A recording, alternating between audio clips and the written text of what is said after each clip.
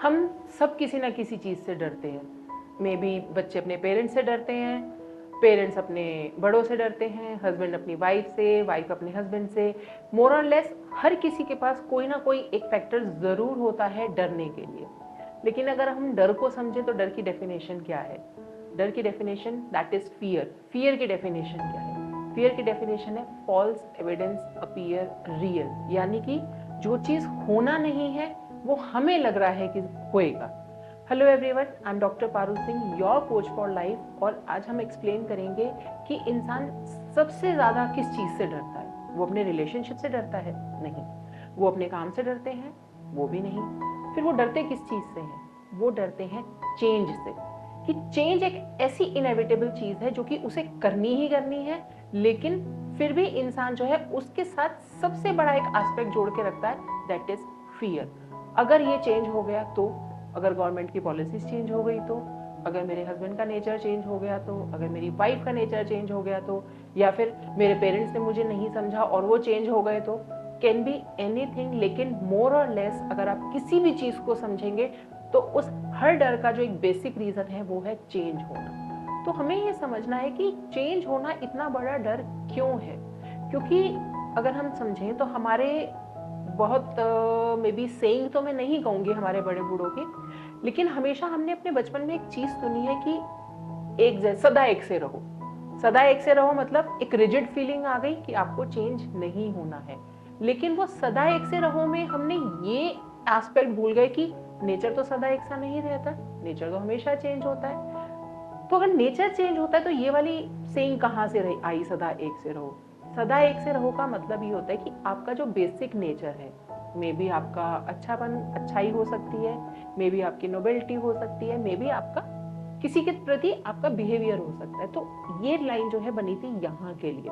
लेकिन being human, may be a greedy person, और कहते हैं ना कि वो अपने अकॉर्डिंग किसी भी चीज़ को ढाल के उसको अपने अकॉर्डिंग यूज़ कर लेते हैं, तो उसने इस कोट को भी अपने अकॉर्डिंग यूज़ कर लिया कि मान लीजिए फॉर इंस्टेंस किसी रिलेशनशिप में अगर हम बात करें, यार हमारे बड़े बूढ़ों ने तो यही सिखाया है कि सदा एक से रहो। अरे बाबा, बड़ों ने सिखाया था सदा एक से रहो, लेकिन उसका मतलब ये नहीं है कि आप आज के टाइम के अकॉर्डिंग अपने आप को चेंज नहीं करोगे। सो फॉर एन एग्जाम्पल, अगर मैं अपने बचपन की बात करूं, अपने टीन एज की बात करूं, या फिर अपने मे बी अपने अर्ली 20s की या लेट 20s की बात करूं, उसके कंपैरेटिवली आज के बच्चों की, या मैं अपने खुद के बच्चों के बचपन की बात, उनके टीन एज की बात या उनके अर्ली 20s की बात करूं, there is a drastic change in the routine. हमारे टाइम पे अगर ये कहते थे कि अगर आपको 5 बजे उठना है, आपको ये करना है, आपको वो करना है, फिर आपको अपने होमवर्क करने हैं, फिर आपको स्कूल जाना है, फिर आपको बाकी काम करने हैं, और अगर आपने छुट्टी करी है तो आपको सिस्टमेटिक रूटीन बना हुआ है, मे बी आज वो चीज़ चेंज हो गई हो। क्यों? क्योंकि हमारे टाइम पे स्पोर्ट्स का इतना ज़्यादा एक्सपोजर नहीं था, आज स्पोर्ट्स का एक्सपोजर है। हमारे टाइम पे ये बहुत बड़ी एक सेइंग थी, may be it might you feel people might find it funny, कि सिर्फ डॉक्टर, इंजीनियर और टीचर ही खाना खाते हैं क्योंकि उनकी सिक्योर जॉब थी।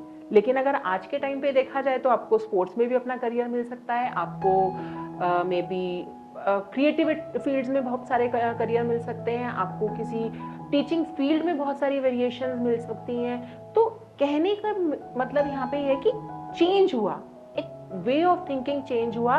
लेकिन अगर आप पेरेंट्स उस डर से क्रिएट करना, क्रिएशन को अलाउ करना बंद कर देते कि नहीं, इसमें कोई वो नहीं है, इसमें तुम कमा नहीं पाओगे, इसमें तुम ये नहीं कर पाओगे, तो हो सकता है आज जितने हम ओलंपिक के मेडल जीत के आ रहे हैं उतने भी नहीं जीत के लेके आते। क्यों? क्योंकि पेरेंट्स ने अपने थॉट प्रोसेस को चेंज किया, क्योंकि उन्होंने अपने माइंडसेट को चेंज किया। तो वहां से क्या हुआ, एक्सपोजर मिला बच्चों को, और बच्चों ने जो है चीजें क्रिएट करनी शुरू करी।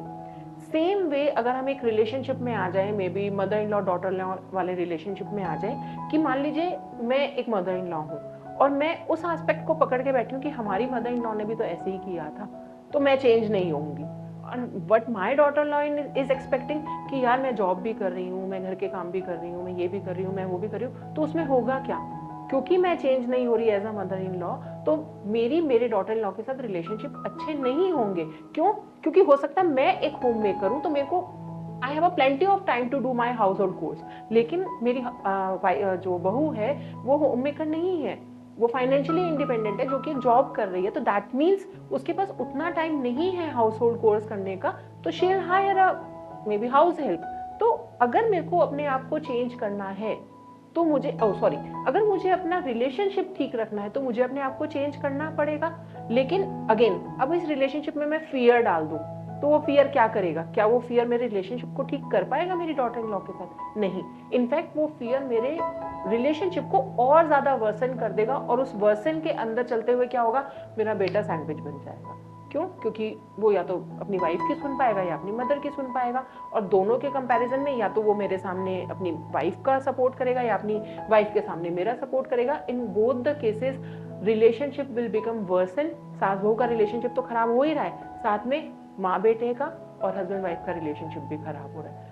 So guys, the only suggestion which I want to give through this video is don't fear of change. जितना ज़्यादा आप चेंज के साथ फ्लो में रहेंगे, जितना ज़्यादा चेंज के साथ आप वेरिएशंस में रहेंगे, हो सकता है आज आपने कोई रूल बनाया और कल आपको वो चेंज करना पड़ जाए। क्यों? क्योंकि आज वो आज के सिनेरियो से मैच नहीं करता। वेरी वेरी जेन्युइन एग्जाम्पल, आज आपके घर में फेस्टिवल है तो आपके घर में पूरी अलाउंस है, आप ये भी खा सकते हैं, आप 2 सब्जियां एक्स्ट्रा भी बना सकते हैं, आप मिठाई भी खा रहे हैं, आप वो भी कर रहे हैं, बट नेक्स्ट डे आप वापस बैक टू रूटीन क्यों आते हैं? क्यों? क्योंकि वो जो फेस्टिवल वाला डे था उसके अंदर there is a change in the routine, जिसमें कोई फियर नहीं था, क्योंकि सबको पता है कि भाई आज फेस्टिवल है, आज 2 डिशेज एक्स्ट्रा भी बनेंगी, या स्वीट डिश भी आएंगी, या रिलेटिव्स भी आएंगे, and everyone is okay with it. But the very next day you come back to your daily routine without any fear कि कल तो यार 2 सब्जियां बनी थी, आज 1 बनाऊंगी तो सब क्या कहेंगे? No, because you know that that was a special day. तो on a special day you can adapt yourself and change into the next momentum, but the very basic is don't fear out of the change.